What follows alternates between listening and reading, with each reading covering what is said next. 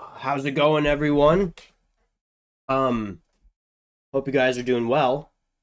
And just want to start off and say sorry for not making any videos for the past 2 weeks, almost 3 weeks. I went on vacation for a while and kind of was just focusing on some other stuff, building the community and trading with everybody in there for free. So if you're not in there, join it. It's free. You can trade with me every single day. And yeah, we just hit 300 subscribers on the YouTube. That's pretty awesome. I started off this year with literally zero on everything. So now I got like 500 on Instagram, 300 on here, and we're just slowly growing. We almost got 200 people in the Discord community. So that's pretty awesome. But let's just hop right into the learning. All right, before we get into the learning, I got some good news. We have 11 50K past accounts. So we got 8 with Apex, which I'm going to break down why this is a little bit annoying or something with this. And we got 3 50Ks with Alpha Futures. Pretty awesome. I got these when they were 50% off, so amazing. Bought 3 and passed them in like 2 days. So we got like 550K in funding. Trading the strategy I've been trying to teach everyone. And I'll tell you why this is annoying. Do not get the intraday accounts with Apex, please. Very annoying stuff. Basically, my max loss a day is 150, and you might be looking at this like, why is it annoying? Basically, these are 4 of them are break even, 4 of them are in profit, almost 200. New. Because of intraday trailing, I'm actually down $350 almost on all of them besides this one up here. Because basically with the intraday trailing accounts, I last week to end last week off, I took two break even trades and 1 loss for $150. But because I went in profit $100 and back to break even twice, it trails that amount I went in profit. So basically, if you go into profit 100 and then you take $100 loss, you actually lost $200 because you went in profit and it trailed your drawdown to that amount you went into profit. So actually, instead of just losing $150, I lost $350. Pretty stupid. So I'm never getting intraday trailing accounts ever again. Just get the EOD ones, even though they're a little bit, pricier, but who cares? You won't have to deal with this ever again. So that's what I'm going to do. After I get a payout with these, I'm probably just going to be really risky with these. And once I get a payout with these, I'm going to buy another 8 or 10 and wait until I pass those 8 or 10 and then be really risky with these because I really don't want them anymore. They're really annoying and it makes it really hard to get a payout trading with these accounts. And these don't have that. Alpha Futures doesn't do that because they're like cool. I mean, Apex is my favorite, but let's just get right into the learning. My bad. That was a little rant. All right. This is what we're going over today. So we're going over AMD and what accumulated liquidity is, market structure and previous structure points. Oops. And how to just like read certain levels and what's a valid level, what's a valid liquidity level, and basic support and resistance, which really I don't need to break this down. This just goes with this right here. Like once I go over this will we'll be able to learn that in 30 seconds. And then just all my type of entries, which I already went over equilibrium and rejection blocks for entries. But now we're going to go over my last 5 little entries I use. And then just some extra little bullet points for you guys to keep in mind while you're trading. So, all right, let's start off. What was the first one? Accumulated liquidity. All right. So, what accumulated liquidity is basically price is being squeezed into a certain area. And once price squeezes into that area, price usually likes to manipulate out of either side and then go in the opposite direction. Not every single time. It actually happens very, very rarely, but when it does, it's a very high probability. So let's find an example. Let's go on like the 5 minute. So that's usually where I'm looking. That's usually the time frame I'm looking at when I'm trading. And then I'll go down to 1 minute if I want to like get some way tighter entries. But all right, basically all it is, price is accumulating in a little area. Price will manipulate through that area and then head in the opposite direction. And usually this is where a lot of people lose trading. This is where a lot of people get caught up trying to buy here, thinking the market's about to, skyrocket since we, are probably going to break this high here. Stop would be below here, and then price just manipulates and then would hit their full TP if they would have just waited for one little key thing. So, all right, this is basically what it is. It's very simple. Like, I'm going to keep everything very short because it's not complicated. Complicated part of trading is you just actually applying everything and sticking with a certain strategy. And sorry, I kind of had a brain fart there trying to mark this. But this is the same thing, just a bearish example. But the hardest part of trading is you. I know this, you probably hear this all the time, but it is very true. The thing holding you back is you. And I actually needed someone to tell me that in my Discord. They were like, Ian, if you just didn't be stupid, you know how far you would be in your trading journey? Someone in my Discord told me that. Even though I am teaching, I'm still learning myself. Like, I know how a lot of things work in trading and how to do everything, or most things, and how to execute them perfectly. But if I don't have, like, the right mindset, psychology, the right plan in my head, the right, you get what I mean. If my head isn't in the right space, I'm going to mess up and not be able to make money trading. It's not the strategy. But all right, so accumulated liquidity. You don't want to be just looking for stuff like this in every given or just every single time this happens. You want to be looking for this certain stuff to happen at certain levels. You don't want to just be looking at this at right here at a random part of the chart. Or right here, just at random points. You want to be looking for this at certain points. And what I mean by certain points is if you're still here watching this, please go watch the other 3 videos before this one so you can get all caught up to what I'm going to be breaking down here. Because you need to know what I'm about to go over to, like, understand this stuff. So, all right. With that being said, I'm going to make this a little bit more perfect. So right here, and just, there we go.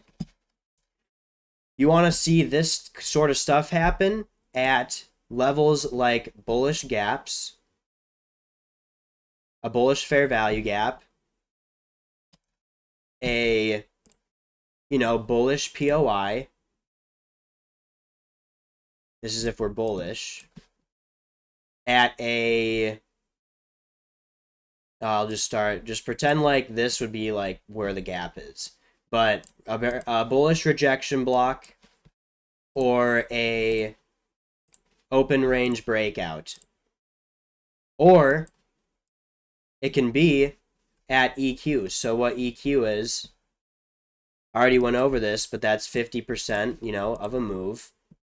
Let's say, let me actually bring this over here just to make it look a little bit cleaner.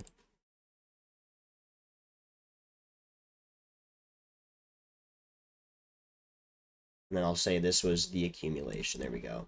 This actually looks really good in how the market usually looks. All right. So EQ is the measure, is the 50% point from the high to the low, or the low to the high of either an uptrending or downtrending market. It's that 50% point. So you want to see this either at equilibrium, at a bullish POI, bullish gap, bullish rejection block, or bullish open range breakout if we break and retest it to the upside. Or um, what was I going to say? At a liquidity sweep level, sorry. Either at a bullish gap, bullish liquidity sweep level. And then same thing for the bearish example. You want to see all accumulated liquidity or an AMD happen inside of a bullish gap. Bearish gap, bearish POI, bearish liquidity sweep level, bearish rejection block, bearish open range breakout. And if we're talking about equilibrium, you want to see it in a premium price point, which would be above because no matter if you're in a downtrend or uptrend, the bottom half of the box is a discounted price zone. Sorry, someone's taking a shower upstairs, so that thing's like, I've never heard it do that. That's kind of weird. That's so weird. I hope that stops. Well, I hope that doesn't pick up in the mic because I have settings on it. But anyway, the top half of the box is always going to be a premium price, and the bottom half is always going to be a discount. So if you're wanting to take a buy, you want price to be in a discounted zone, and if you're wanting to sell, you want price to be in a premium zone. That was a quick little breakdown. I already broke this down, but I just wanted to add this in here. So this is what. So let's go over some real examples. Enough of the drawing. I really don't like doing drawings because it's not like it makes everything look super easy. Well, everything is easy, but it looks like too perfect to the point where like most likely that's absolutely not how it looks. So let's find some real examples though. Like I said, this rarely happens, so it's pretty hard to find every now and then. Especially at the time I trade.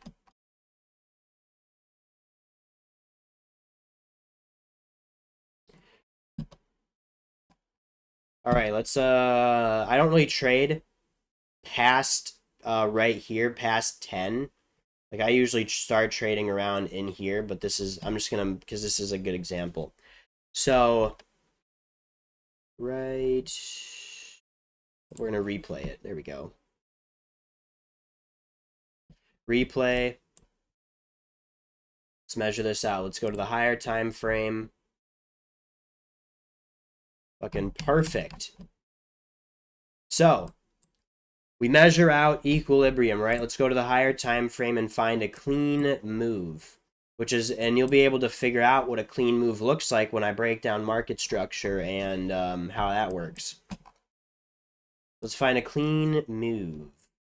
A clean move to me would be honestly this right here, and I'll explain this why later. Why the move would be from here all the way up to here. This would be the cleanest premium and discounted zone because we never broke out of a previous candle range. Like we were having this push up, right? This push up stopped around right here. Price never broke to the bottom of this candle's range here, and we just continued to head up. So we never had a true pullback. And then we almost had one right here. That's why I was confused for a sec. But we never broke out of this bullish candle's range until we just continued up right here. We kind of broke here, but I'm not going to count that because of how small it is. I don't count things like that. Not everything in trading is going to be perfect.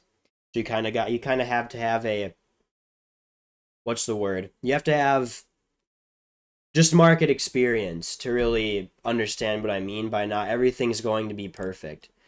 But technically, we're still inside of this bullish candles range here, and we just kept pushing up until this was the last candle range until we broke out of it right here. So now we actually are in a bullish pullback. Bearish pullback. So then you mark that 50% point. With this, I'm literally just going to keep this box here, but change it to this EQ. Boom. And then let's go down to the lower time frames and see if there's any gaps. No, we're going to stay on the higher time frame, but see if there's any higher time frame gaps. So the cleanest one I see is this right here. We have a bullish gap right here. That price was holding on the 1 hour time frame. And that's another thing I want you guys to understand is gaps have to be held on the time frame you find the gap on. So if you find a gap on the 1 hour time frame, you want to see price hold it on the 1 hour time frame.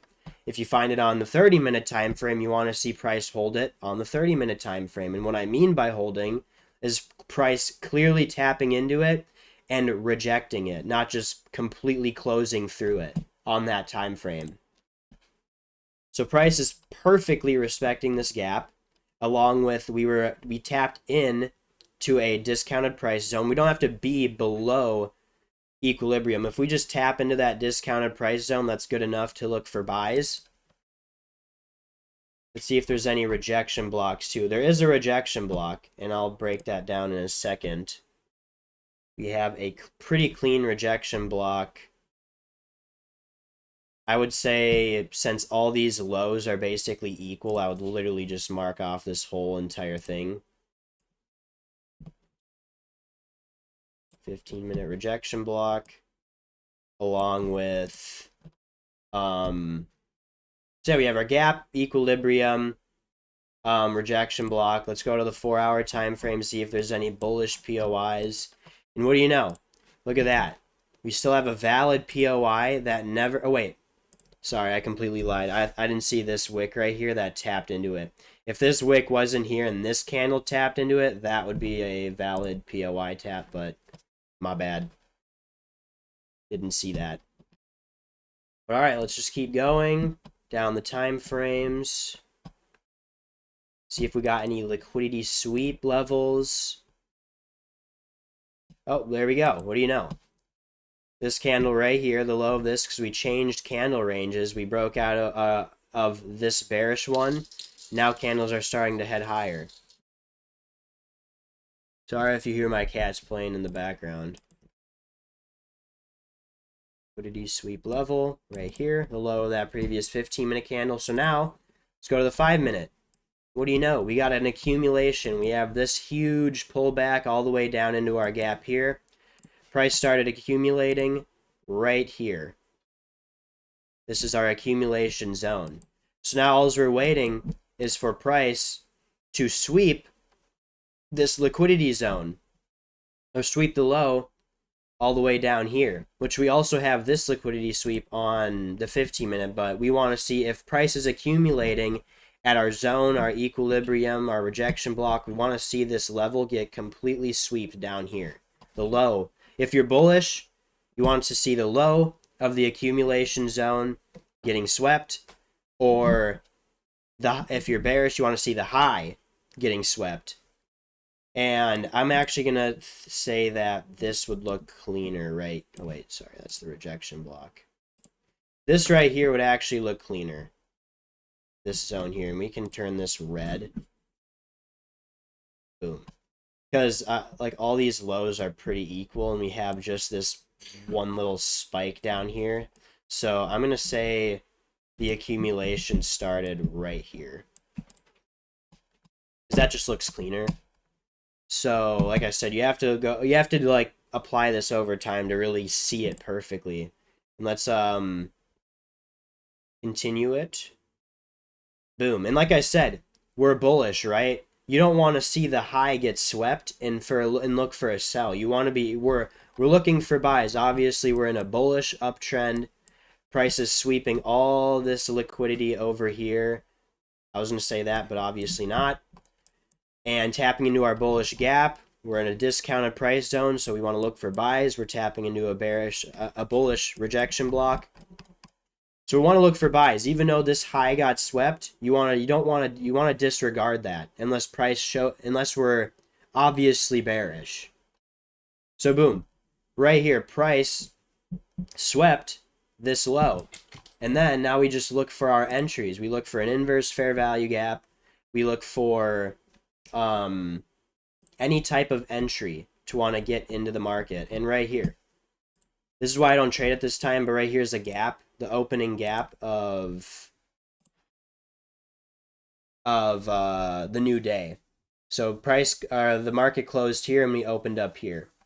So we inversed this gap right here, so you could have entered there. And I want to see if there's anything even better on The lower time frame, no. I was gonna look for a sys-D because usually I like to pair inverse gaps with sys-Ds, and that's like my bread and butter entry signal. Yeah, you can have your stop either below the gap, at the midpoint of the rejection block that we perfectly respected. You can have it at the way low and just target a 1-to-1. I would have probably had my stop right here, trading 1 micro, 250 tick stop. That's like 150 or like $120 loss, with 1 micro on a 50K account. So this is probably where I would have had my stop right here, targeting this high right here. And then let's let it play out.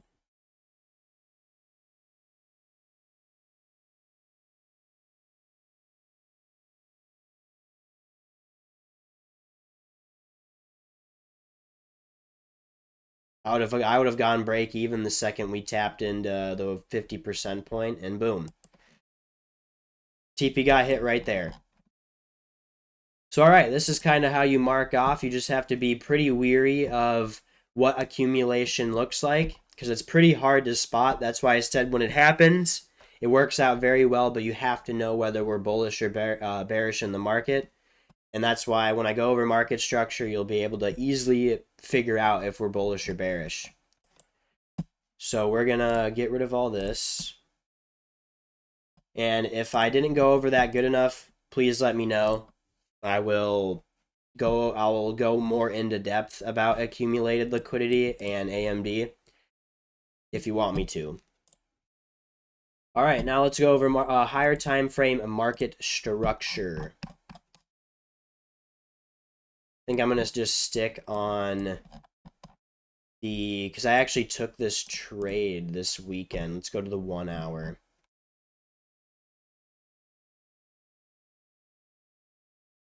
Okay, so before we get into this too, the higher time frame is anything from the 1 hour up to the monthly or more, and the lower time frame is the 30-minute all the way down to the lowest time frame you trade. And I'll go over the trade I actually took this weekend. That made me like $1,100 on a 25K account with one funded. I don't know where it is though. Here we go. Oh, I'm in replay mode. I'm sorry. Leave. I'm stupid. So, alright. Let's go over that. And on the 4 hour time frame and let's start right here. During the start of this bull run, because this is obviously, if you guys don't know what higher highs and higher lows are, it's pretty simple. If you already know this, you can just skip this part, but I'll go over it for people that don't know. Basically, all is a higher high and a higher low. It's just it's kind of like the equilibrium. It's just the highs and lows of a move. So right here we'll put higher high, higher low. So obviously the low is the higher low and the high is the higher high. So what makes a higher high and a higher low is if price breaks those levels. So if price had its pullback, right, and then continued and broke this higher high, meaning that this new point is the new lowest point. Since this level got broke, the highest point, the new low that got created during that pullback is the new higher low. And then the new higher high is wherever price stops and starts its pullback again. And then the way you know a bearish trend is in place is if a higher low gets broken. So let's just say the price completely went down, broke this higher low. Now price is bearish. But I'm going to just continue with this bullish part because I'll do a bearish, I'm going to do a bearish breakdown after this. But price had its pullback, broke this higher high. So now wherever that pullback ended is your new higher low. And then wherever price stopped is your new higher high. And let's say that price started accumulating in here. Failed to break this high, because sometimes price can wick, but then close back in a level, right? Not completely breaking that higher high. And then let's say, boom, price broke that higher low. Now we're switching from bullish to bearish. Since we broke a higher low, now we're bearish. So now we start making lower lows and lower highs. So since we broke this level, now the lowest level, or the lowest point where price pushed down to, is our lower low. Wait. Boom. And then the highest point would be the lower high. So this right here would be our lower high. Let's just say, to not make it look confusing, let's just say the market's pullback ended right here. So that highest point, if you go up and it's just like how you mark off equilibrium. The highest point, since this higher low got broken, highest point would be your lower high, because this point's higher than this low. So that's why it's called a lower high. So now this is your lower high. Now we're obviously in a bearish trend, and now price can just continue breaking these lows to make same thing as the bullish trend, that highest point of that bearish trend after the pullback happened. And of course, this lower low would have to be broken to create a new lower high. So that highest point that price pulled up into is your new lower high. And the furthest point that price pulled down to and stopped is your lower low. Now, how do you use these? How do you use these to know when to want to enter the market? Essentially, when price is bullish or bearish, you want to see these levels get broken, right? So let's say I'm going to add in some black levels. That's never mind. We're going to add in some black levels, though. I know this says sysDs, but sysD/shift of structure. We're going to put higher high, because this was our higher high. We're going to get rid of this. We're going to get rid of this. Rid of this. This. And then this was the previous higher low. So we have our higher high, higher low, right? Price broke this previous higher high, and that's what I was talking about a previous structure point. A previous structure point is a previous higher high or previous lower low. So yeah, when price breaks a higher high, you want to see price pull back into that level, which is a level of sellers, right? Because that's all the market is. It's levels of buyers and sellers. So this level of sellers right here, because buyers pushed the market up from here all the way up into here. And then sellers came in, stopped the market, pushed it down to here. Buyers came back into place because sellers were not strong enough. Broke this higher high, creating a new high. So now you want to wait for price to pull back into that level of sellers.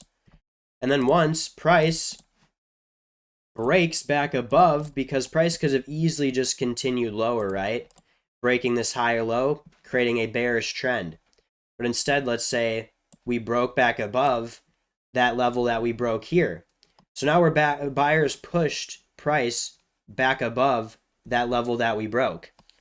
So now you can look anywhere in here for buys back up to where price pushed to originally. And now let's say let's just say let's say we're going into a bearish market. So let's get rid of, I'm going to just turn this into a bearish. So let's say we broke this higher low, is this level of buyers, and sellers broke this level of buyers. So now we're switching from a bullish to a bearish trend. So now take a guess. what this would be. Pause the video. If you were right, let me know in the comments, but lower high. So say lower high, and this would be the lower low. Lower low. So now, all you're doing is waiting. Because now this level up here doesn't matter anymore until price actually has a huge push up and breaks that level. So you can just get rid of that. And this one doesn't matter either. So now, sellers broke this level of buyers right here. So now all you're waiting is for buyers to push the price back up into this level that we broke here and wait to see if sellers are still in control of where price wants to go. And if we break back below that level we previously broke here, now you can look for sells down to where price originally stopped here. Now let's get into some real-time examples.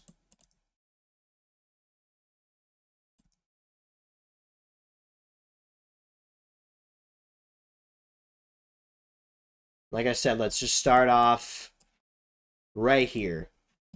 So obviously, if you're measuring out equilibrium where a move starts and ends, obviously the move started here because this pullback stopped. Buyers push the market up from all the way here to all the way here. So this right here would be equilibrium. This right here, but I'm just kind of showing you this to kind of show you how to measure a move.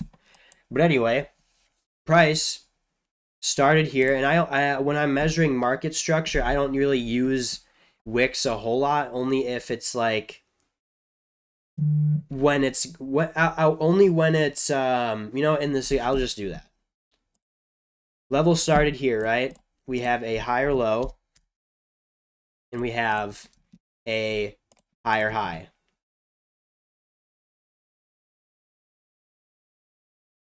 Higher low, higher high. Price had the pullback, never returned back to the level we previously broke here, but we ended up just continuing higher, breaking this level of sellers that only were able to push the market from here down to here. So now wherever price stopped is where your new higher low is, and wherever price pushed up and stopped is where your new higher high is. And this is where candle range flips come into place, and why you need to watch the previous videos to learn that.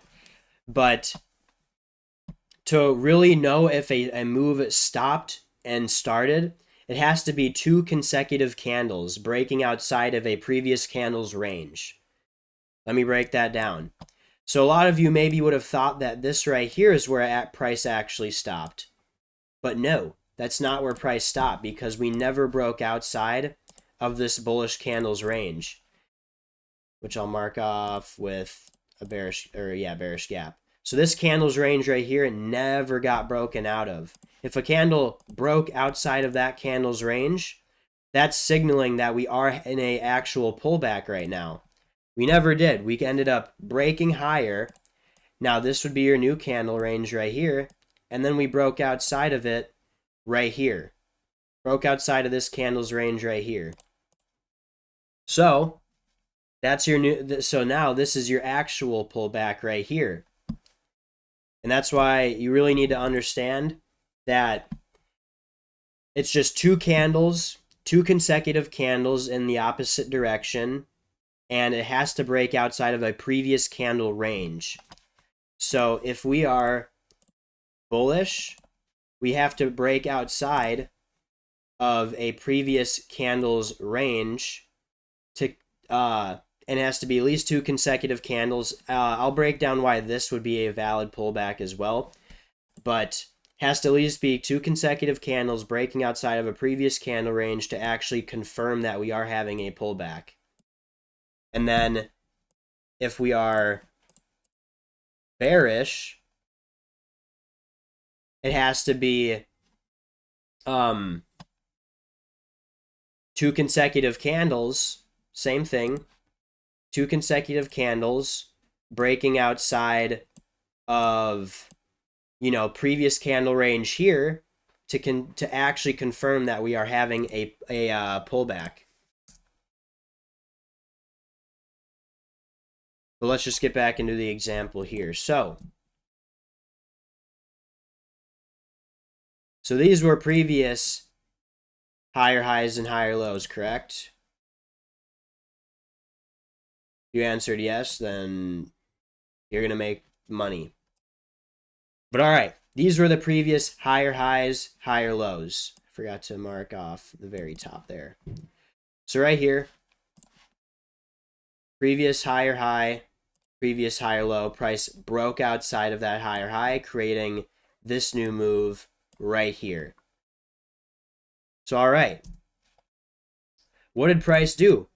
Price returned to that previous structure point / that previous higher high. Once price returned to it, all we're waiting for is price to break back above to continue to that level where buyers were pushing price originally. Now let's keep going. Now we broke above here. Now a lot of you would be thinking this is the pullback because we have 2 consecutive candles, but guess what? We didn't break outside of this previous candle range right here. We're still inside of this previous candle range. We never broke outside of it until right here, which we broke higher. So the pullback isn't starting. This isn't a confirmed pullback. So this is your new candle range again. And then what did price do? Price broke outside of this candle range right here, confirming that we are in a pullback. So this would be your new higher high. And then let's do the little trick. This wouldn't count because the pullback, like I said, it's 2 consecutive candles, but this candle range wasn't broken outside of. So we continue going down, and boom, this would be your new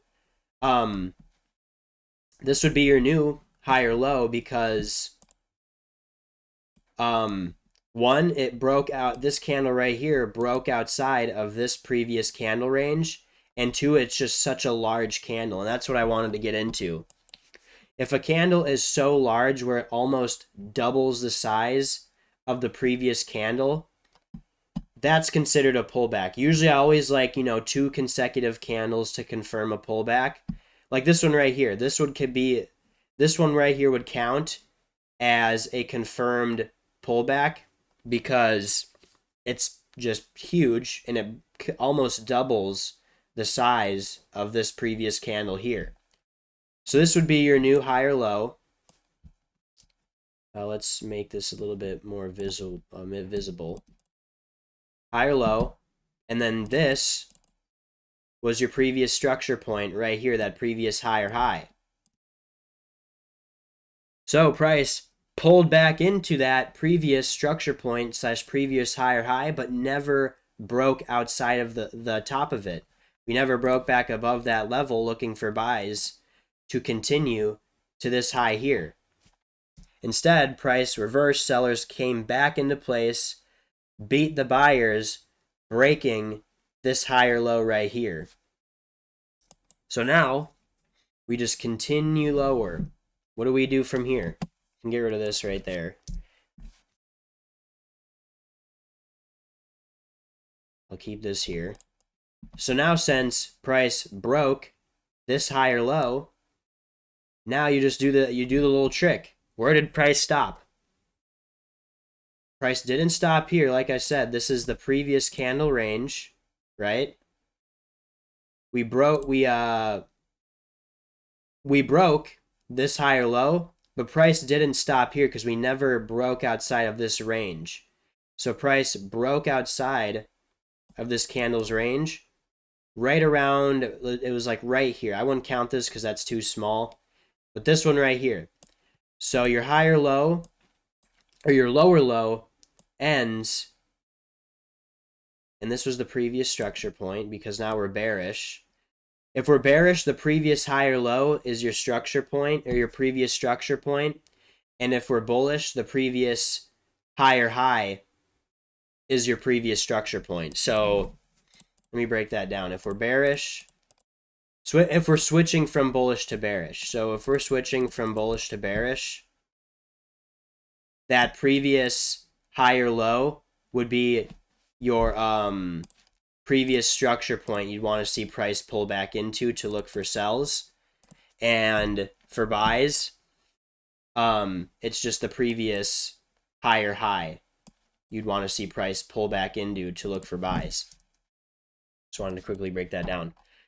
But right here, broke that higher low. This is the new lower low point, and can just drag it all the way down to the lowest point of the wick. Lower low.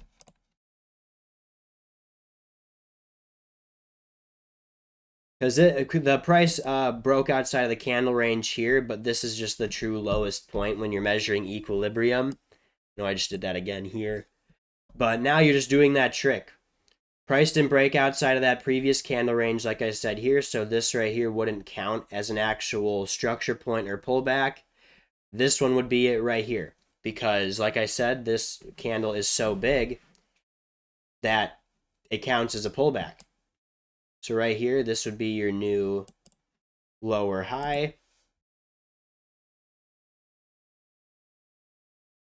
New lower high.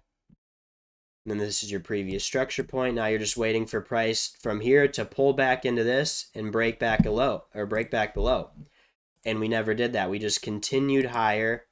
We broke this lower high right here. So now all we're looking for is where the new, since we broke a lower high, now we need to find out where the new higher high and higher low is. So now we just do that trick. Where did price break outside of the previous candle range? Boom, it was this candle right here. So this right here would be your higher low. And now it's wherever price stops. Continuing up, didn't stop here, didn't break outside of that previous candle range, keep going up. Didn't stop here, we didn't break outside of this previous candle range, keep going up. Boom, price broke outside of this previous candle range right here. So now, your new higher high would be right here.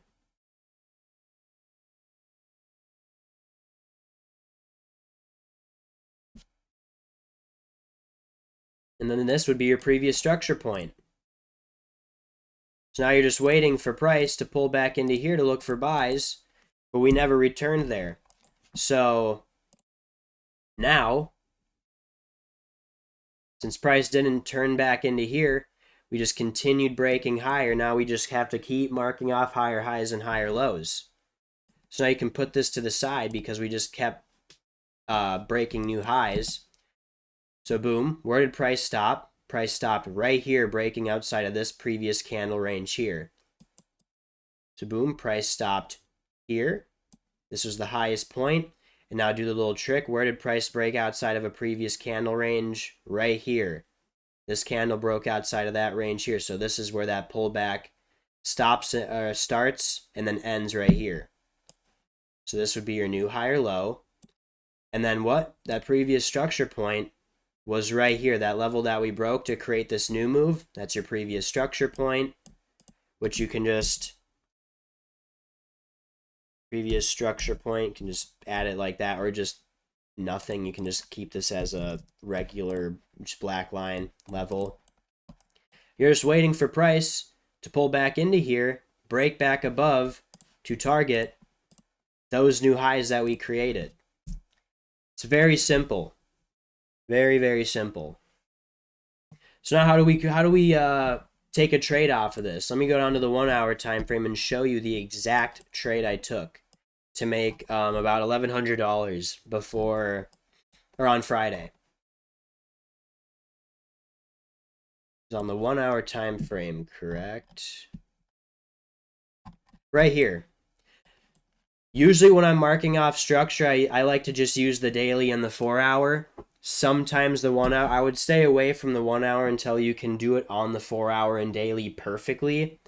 Then you can move on to the 1 hour, because that's when stuff gets starting to get choppy and harder to mark out. What time is it? Oh shit, okay.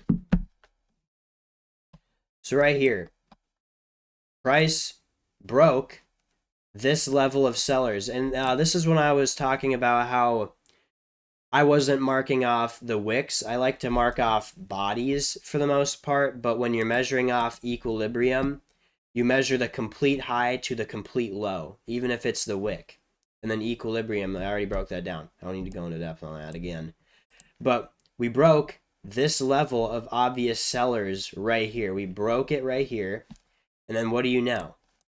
We have a new equilibrium level, which would be this obvious move here. And we didn't pull back into equilibrium, but you know what we did do? We pulled back and respected a bullish 1 hour gap right here. Respected this bullish 1 hour gap, and this is all I needed to take this buy and hold it overnight. So we broke this level of sellers, obvious sellers on the 1 hour time frame, pulled back into this 1 hour gap, and then boom, we inversed a bearish gap right here. Inversed a bearish gap on the 1 hour time frame there, along with respecting this one. The second we broke back above that level, inversing this gap, I got in right away and just kept my stop underneath the candle that broke back above our level and inverse that gap. So I entered this right here, and you could have just held price to that full high right here. I actually held it to a 1 to 2.5 right here and made $1,100. So that's how I took this trade. It's very simple. It's very simple to learn market structure.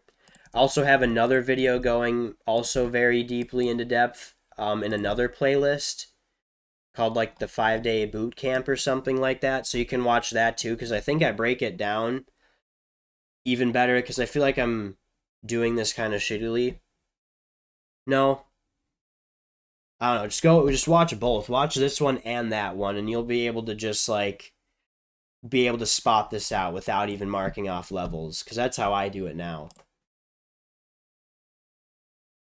So previous structure point, market structure, and that's why I didn't go over this, because that's literally what previous structure points is support and resistance. Those levels, those higher highs and higher lows, and previous structure points are support. All those levels are support and resistance. Either price can use a higher low.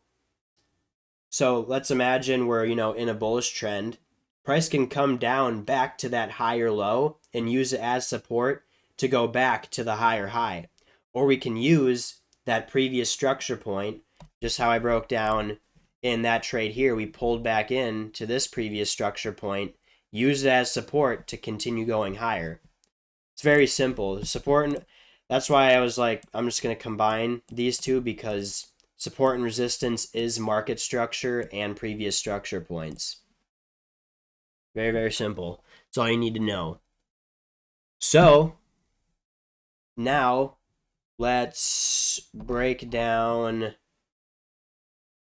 5-minute, 1-minute respected fair value gaps, 10 a.m. open, SISD/shifted structure, an IFVG, and a candle range flip. Which is kind of annoying because I didn't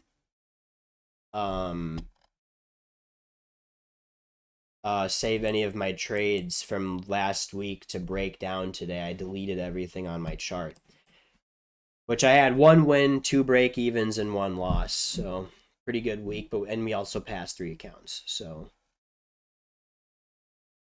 all right, a lower time frame candle range flip for entries. It's the exact same thing really for it's the exact same thing as the higher time frame candle range flips, but you're just using it when it taps into the levels I was talking about, the rejection blocks, open range breakouts, and so on. Bullish POIs, yeah. Candle range flip, you're just waiting for price to break outside of a previous candle range after we tap into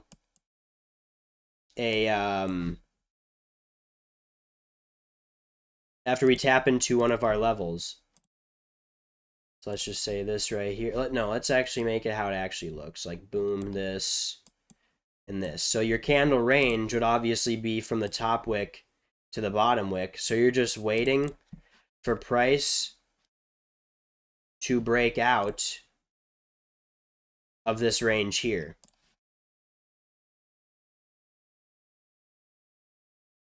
And there's your entry. All's a sysd, or all's it, I was just about to break down a sysd, I'm retarded. Candle range flip though, that's all's it is. Once a previous candle range gets broken out of and you're bullish, let's say, you know, you're tapping into all those bullish confluences, boom. That's how you get a candle range flip entry. And bearish is the same thing. If you're pulling back up into a gap, it's just the same thing.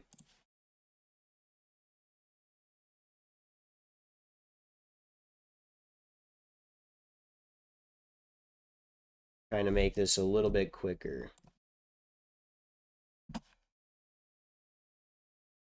Try not to waste too much of your guys' time.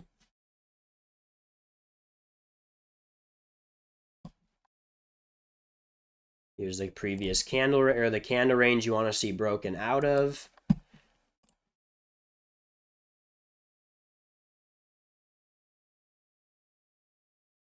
And then your entry's there. Price broke outside of it there.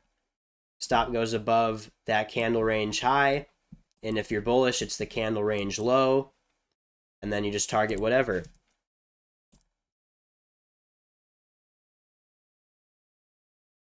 Now a sysd, this is how you kind of pair everything together. A sysd with the candle range flip along with an IFVG. I'll pull all of them together to show you like what I look like the perfect entry. So a sysd consists of at least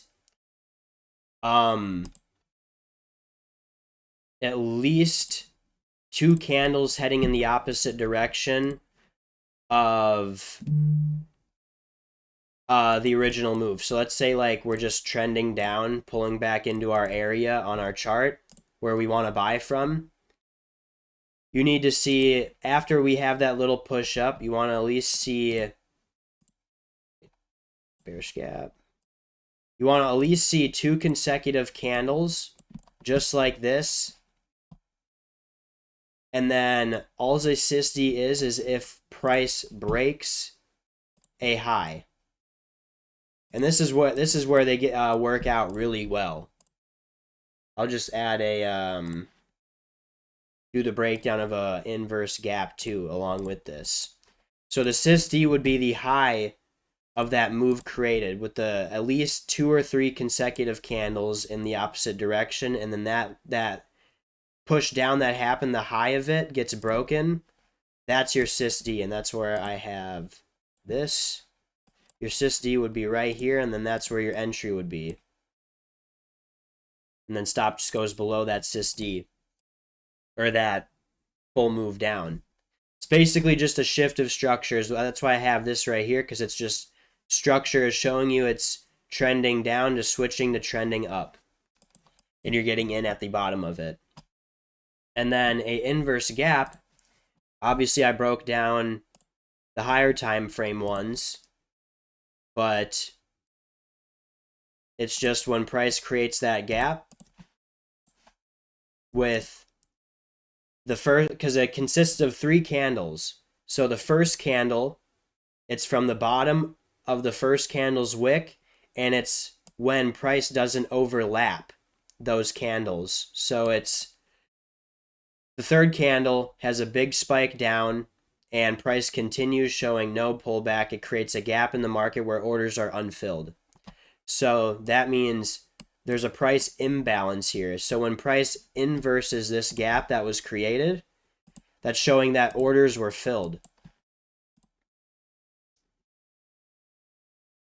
So we have an inverse gap along with a sysd along with a candle range flip.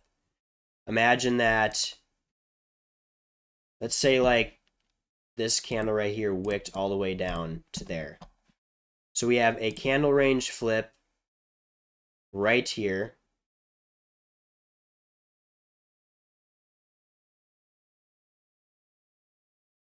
Candle range flip, broke outside of it right here along with an inverse gap. You could have even entered here if you want, but the smarter thing would be waiting for the sys-D. And this is what my entries look like. Candle range flip along with the IFVG paired with a shift of structure slash sys-D. And it's after we pull back into, you know, a bullish gap. We pull back into, you know, a rejection block or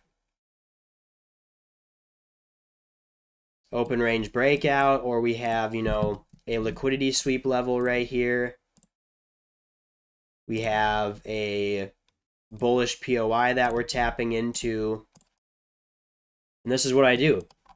Exactly, we're tapping into a bullish gap, breaking back above a liquidity sweep level and bullish POI. We have a candle range flip, inverse fair value gap, and a shift of structure slash sys-D. And I just put my, you know, thing down here, target whatever I'm targeting, usually a 1 to 1.5. So I hope all that made sense. Inverse fair value gaps are very simple. Shift of structure slash sys-D are very simple. Candle range flips, very simple. I guess the last thing I wanted to say about candle range flips is that it's the last candle to pull that ends the pullback, like right here. See how we were pulling back right here, and then this candle ended the pullback, and price broke outside of that candle range right here. That's confirming that this pullback is done with. And that's kind of what, and then it's the same for bearish. So right here, we're having this pullback or push down right here. This push down stopped here. We had that pullback, and then boom, created this candle range flip right here. Ended that pullback. And then if you would have taken this sell, this would have obviously been a break even because, oh wait, no, this would have been a complete loss. So yeah, this is a good example. We lost here, but guess what? If you lost on this trade, you're kind of stupid. We never broke this high or low here, so we should be looking for buys. We never broke this low. So you should only be looking for buys. Even though price looks bearish right here, we're not looking for sells until price breaks this level right here.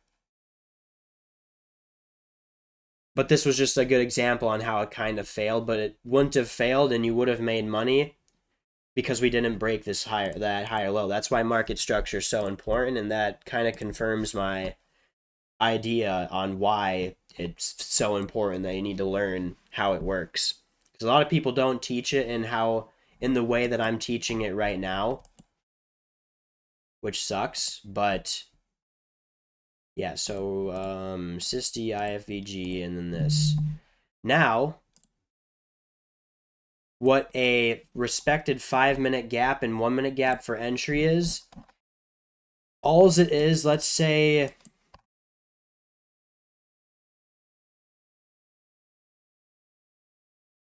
all right, let's say we're wanting to look for a buy, right? We're wanting to look for a buy. Where's like a New York session so I can like break this down better? Yeah, okay, so let's say we're looking for a buy. I usually get on the charts around 8:30. Right, where?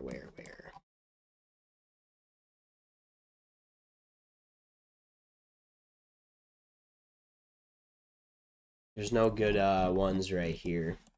Yeah, you can do this on the 1 minute. I usually like looking for it on the 5 minute because the 1 minute time frame is just like super, it's too fast.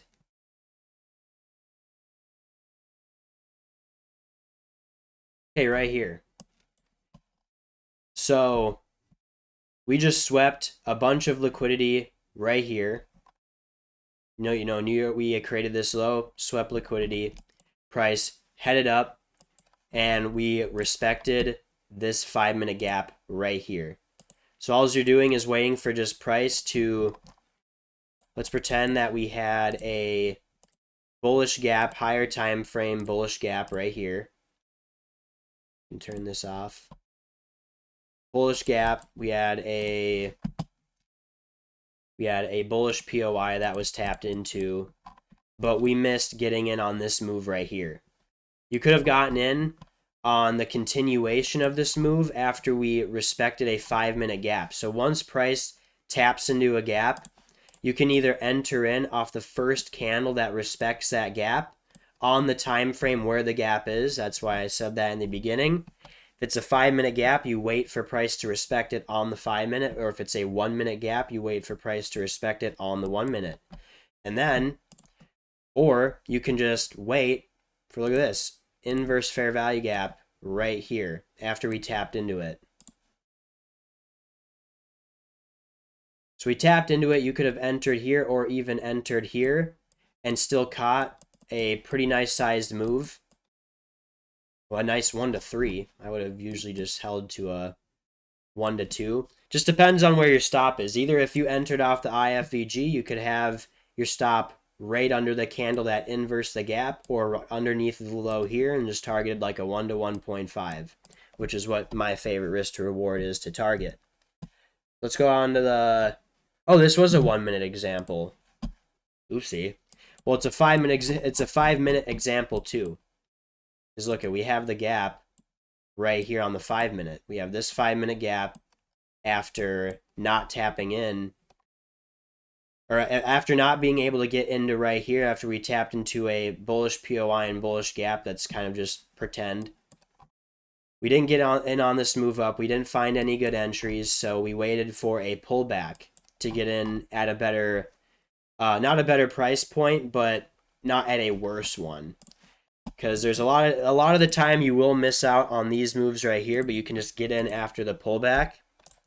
And we pulled back, respected this 5-minute gap. You could have entered in right here. Could have entered in. The second price showed that we respected this gap. You could have entered here. Still caught a nice 1 to 1 or 1 to 2 here. Candle can just be below the candle that respected the gap. Or you could have waited for a sys-D. So where's the sys-D on here? Because we have 2 consecutive candles after a push. Boom, we have a sys-D right here. So you could have just waited either for this candle to close, showing that we respected the gap, or get in on the sys-D right here. And then your stop loss can be below the candle that confirmed the shift of structure / sys-D, or it can be at where the gap started, or it can be either at the halfway point of the gap, just in case price comes back into the gap. Wherever you is most comfortable for you, and then you just target whatever it is, a 1 to 1, 1 to 0.5, 1 to 2, whatever it is. So that's a 5-minute and 1-minute respected gap, and you just pair those. Those I only use if I really miss out on a move, or if price is very deep into sweeping liquidity. Like how we just swept all this liquidity right here, I would have gotten in around right here. After we found no entries off of this, I would have waited for price to respect this 5-minute gap right here, and I would have entered in off of the sys-D right here. So we have 2 consecutive candles, tapped into a bullish gap right here, and we respected it, and then had a sys-D right here. So I would have entered on either this candle here if I felt like it, or this one right here, and then just held my trade. Either to a break even or 1 to 1 or 1 to 1.5. Just depends on where your stop is.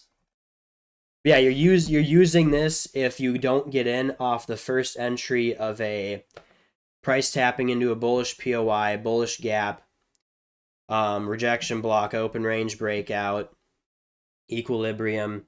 It's if you miss out on the move, you can wait for price to either have a pullback and sweep liquidity, respect a 5-minute or 1-minute gap, enter in off of it respecting, or waiting for price to have its full push that you missed out on, wait for it to have a pullback, and get in on the second move up.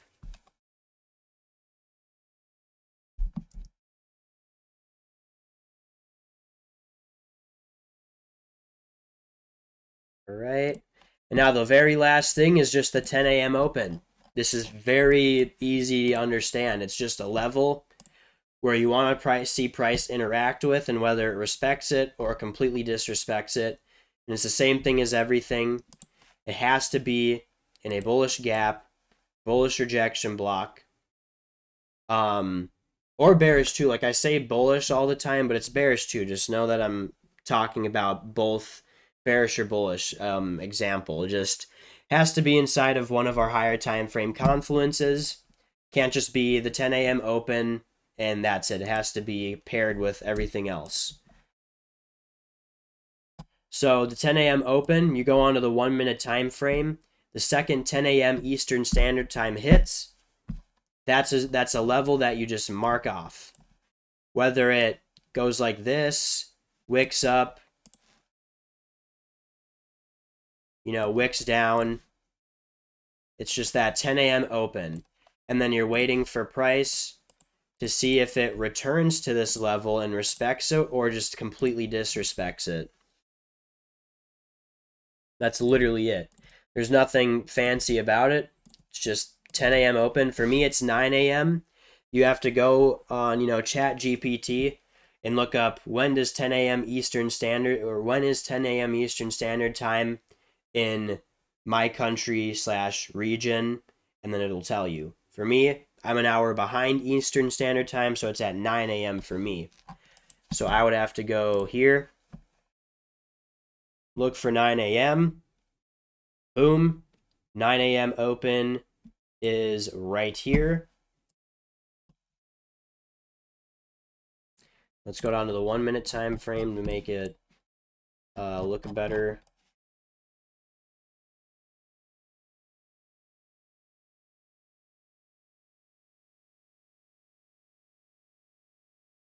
$10 a.m. open, boom, right here, I believe, right? Yeah, this is 8:59, 10 a.m. open. So 10 a.m. open is right here. And look at that. We completely disrespected it, showing that we are in a bullish move still. So obviously, if you're trying to sell all-time highs on NQ, you're not the brightest. But this is what you want to see. You want to see this level get completely disrespected, showing that we're not respecting anything bearish. We're not wanting to continue heading lower after the 10 a.m. opens. So, like I said, if we're inside what I just marked off, if we're inside of a higher time frame bullish gap, we respected, a higher time frame bullish POI, a higher time frame open range breakout, rejection block, and so on. We just respected all these things. We had, liquidity sweep over here, which this was an actual liquidity sweep. All this stuff is just like pretend, but it's what my chart looks like usually. We had a liquidity sweep, tapped into a bullish POI, open range breakout, bullish gap, and then the 10 a.m. opens /9 a.m. for me, and we just disrespect it. Very good sign that we're just going to continue heading in the direction it disrespected or respected. If it gets respected, we're probably going to head in that direction for a little bit. Maybe do a little bit of manipulation. Like if we respected it here, might have done a little manipulation to continue the buy, but instead we just completely disrespected it. And that's why I use it for times to know when to go break even too. So if I got into, let's say I got into a buy somehow down here, all right?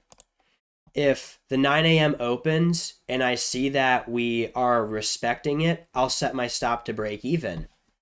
Get stopped out at break even and get into a better price point down here or whenever the pullback ends and I can get into another position. But if price completely disrespects it, then I don't need to set a break even. I can just let the trade run. So you can use it as that too. And I think that literally concludes the rest of my strategy. Please let me know in the comments if you want me to re-go over anything. And you can also join my free Discord as well and ask me the questions in person and just trade with me in general every single day. It's my whole checklist. And then the last few things I wanted to go over here is just the entries for each time frame paired with the lower time frame. Is if you're trading the weekly, you want to look for entries on the 1 hour and 30 minute. If you're trading on the daily, you want to look for your entries on the 15 minute. If you're looking for the higher time frame stuff on the 4 hour, entries are on the 5 minute, and then so on, 1 hour, 1 minute. And then if all entry models happen at once, which I broke down, if we have all these added up, the candle range flip, IFVG, SysD, SysD disrespects the 10 a.m. open, we're respecting a 5 minute or 1 minute gap. We're at equilibrium of that move on the 5 minute or 1 minute, and we respected a rejection block or something. Highest probability entry you can possibly have. And POIs are still valid until a new one is created. So that's what I was going to go over here. Just very, very fast, because if you already watched like my first video or the other ones, you know what a POI is. That's why I said a POI was valid earlier, is because it wasn't tapped into yet. And so a POI is valid until it gets tapped into, or until a new one is created. So let's do a string of like 4 candles here. This will be the last bit of learning for today.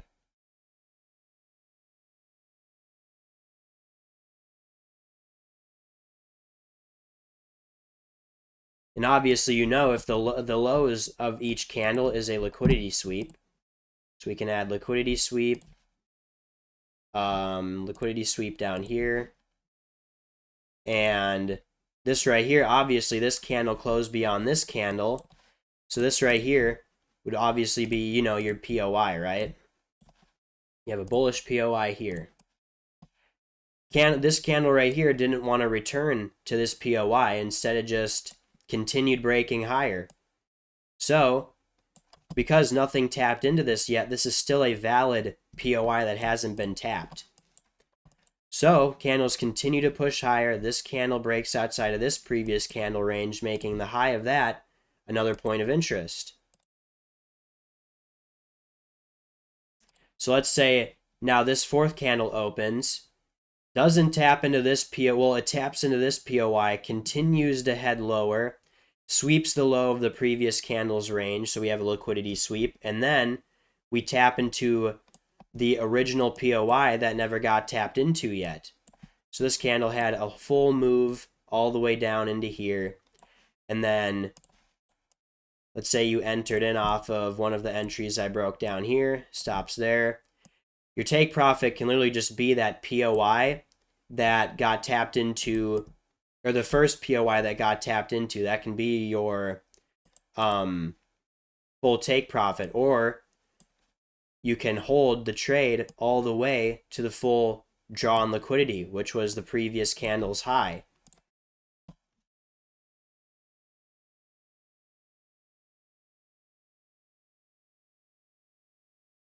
So this could be your take profit here. But I just wanted to break that down because that's another thing that gets a little bit confused every now and then. A POI is still valid until it gets tapped into, or another one gets created and it gets respected.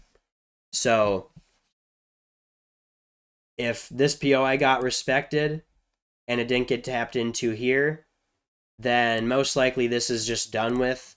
I only like to see it if it's, I only like to enter in off these if it's inside of like 3 or 4 candles.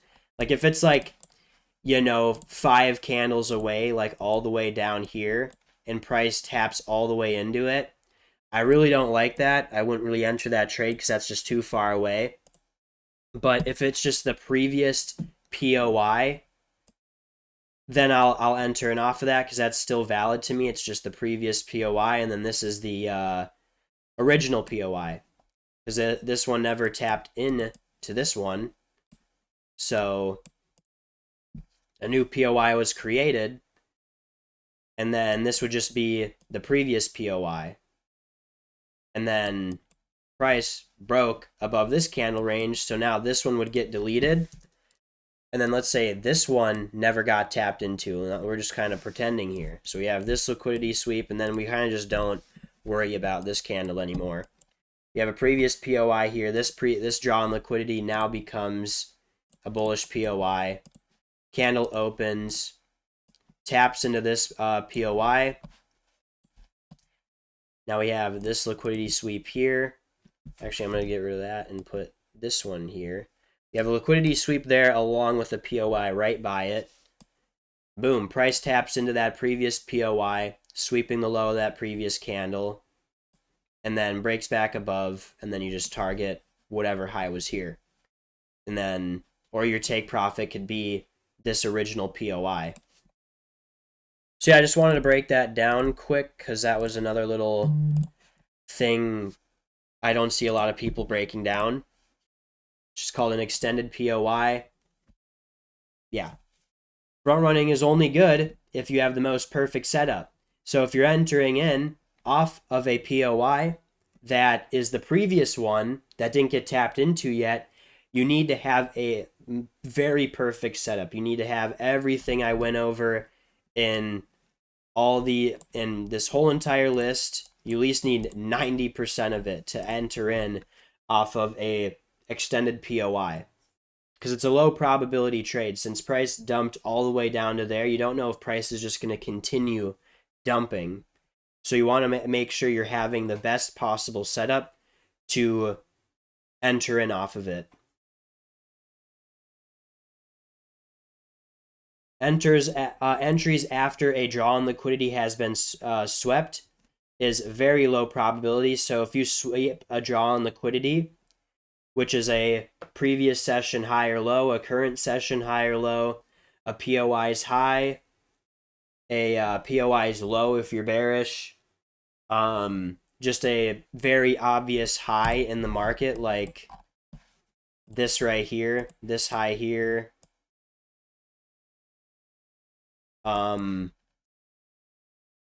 this high here. If you already missed this move up and we swept this, taking this buy here is a low probability trade only because the draw on liquidity already been swept. So if this already got swept, price could have ended up dumping down to here to sweep out these lows after the draw has already been swept. I know I just broke this down. This is still a good buy because it's the previous structure point and we broke back above. But yeah, honestly,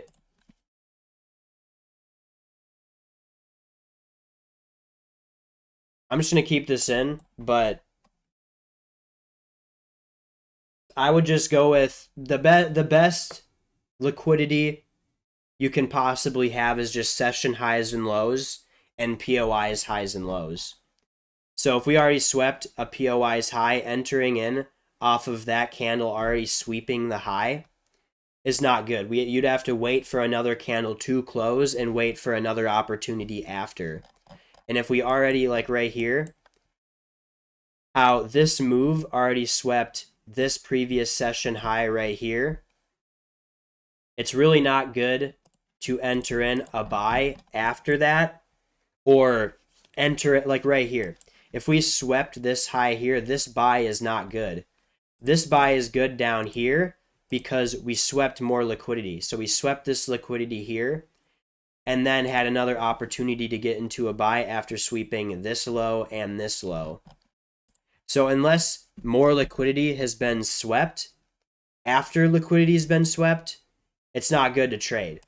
Like if we swept that high and price only pulled back down into right here and then continued to go up, it's not good to buy here, obviously. You want to see this low right here get swept or this one all the way down here get swept before you can look for another opportunity. Sorry, I hope that didn't like confuse you, but that's something I also do a lot, is make sure I'm not entering in after liquidity has already been swept. And if it's been swept, then I have to wait for opposing liquidity to be swept before I get into a trade.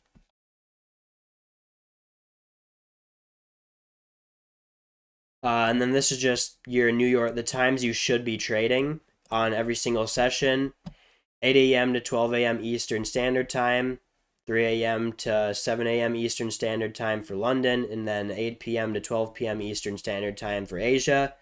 For me, like I said, you have to go into Chat GPT, ask it what 8 and 12 a.m. Eastern Standard Time is in my country or my state or region.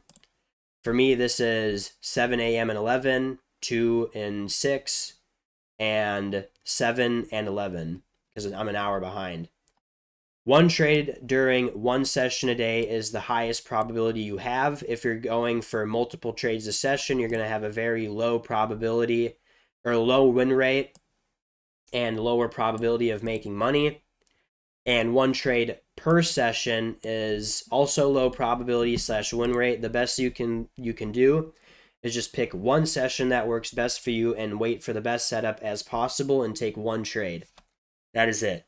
If you're going for more than one, you're just lowering your chances of making money that day. I don't like bringing the casino into trading, but it's kind of the same thing. If you're going into the casino and you're playing for hours at a time, you're most likely not going to make money. If you're just going in there and doing one hand and leaving, you have a 50-50 chance of making money and leaving in profit. It's kind of the same thing. You're going for multiple sessions in a day, or multiple trades in a day, you're lowering your chance of making money because you're putting yourself more at risk, taking multiple trades that aren't the best one. Get off the charts after 2 break-even trades. And this is a huge one because I did not do that this Friday. And if I just did that this Friday, I would have had a $150 loss. Or no, a $200 loss, because I went into profit 100 and back to break even twice. And because I use Apex's intraday trailing accounts, it trails that profit I went into. So I actually would have just lost 200, but then I went for another trade, a third one, and then lost that one. So in all, I lost $350 across the accounts. And the highest probability is holding a trade for a 1-to-1. That is the best thing you can do if you're a beginner. Don't try and go for huge trades. What I have found best that works for me is going for 1-to-1.5s. Sometimes a 1-to-2. If I'm trading an eval, I'll go for 1-to-5s and 1-to-6s, but when I'm trading actual accounts that are passed, I only go for 1-to-1.5s, maybe a 1-to-2 at the very most. So that's really it. My strategy works. Before I end it off, with a 1-to-1 and you're using my strategy perfectly, you have about an 85% win rate with a 1-to-1. With a 1-to-2, that a 1-to-1.5 and a 1-to-2, that drops down to about a 60% win rate. So keep that in mind. Just do what you want to do. Take everything I'm teaching with, a grain of salt, and use it how you want to. Make your own strategy out of all these things I taught you, because this is literally what every single course guru is selling you. And you don't need to go buy it. You can learn it for free and just turn it into a strategy that works best for you. Like, you can just use certain things out of here, certain risk to rewards, certain entries, and just, yeah. Join the free Discord. Follow me on Instagram. Trade with me daily for free. Go check out my affiliates and other stuff if you want percent off certain prop firms and TradingView, I think. And yeah, I'll see you guys in the next video. Sorry again for getting this one out so late.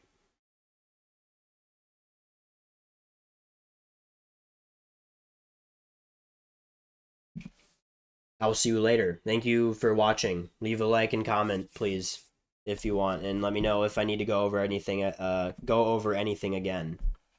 Thank you.